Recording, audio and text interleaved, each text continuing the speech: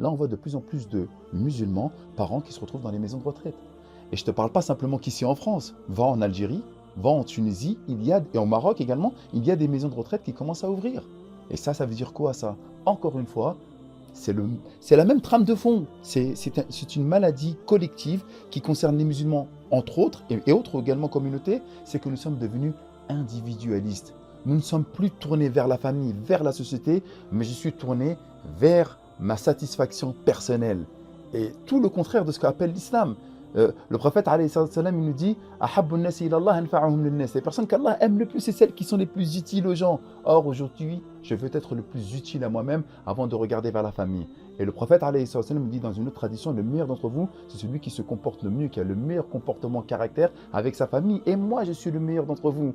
Donc, encore une fois, lorsque nous avons fait l'effort nécessaire avec nos proches, femmes et enfants, au point même où le prophète dit que la meilleure des sadaqas, c'est celle que tu vas donner à ta femme et tes enfants. Si tu les nourris, si tu les mets à l'abri de la pauvreté, de l'indigence, c'est la meilleure sadaqa que tu puisses faire. Tous ces paroles, tous ces préceptes, tous ces principes de base dans l'islam, nous les avons oubliés. L'homme, il sacrifie même sa femme et ses enfants au détriment de la réussite matérielle.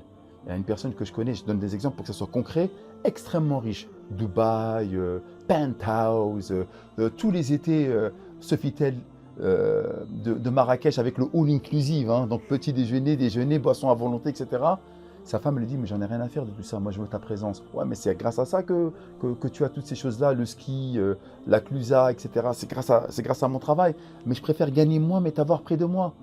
Et c'est là où en fait, on voit que le matérialisme a gangréné toutes les communautés et principalement la communauté musulmane.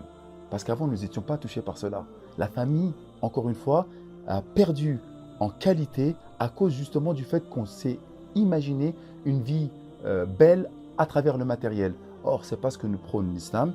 Et toutes ces raisons-là ont poussé les gens à divorcer. Parce que lorsque je n'arrive pas, écoute bien, hein, à avoir un niveau de vie comme je l'avais imaginé, et on voit des petites filles qui te demandent des dots incroyables. Ouais, je veux une Tesla en dot, je veux 25 000 euros, je veux ci, je veux ça.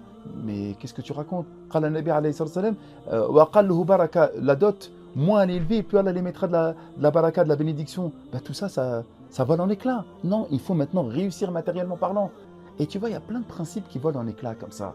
Tout ça à cause de quoi? À cause de la matérialisation de cette société. Nous cherchons la réussite matérielle, financière et économique avant la réussite spirituelle et familiale. Et ça, c'est un problème qui touche tout le monde.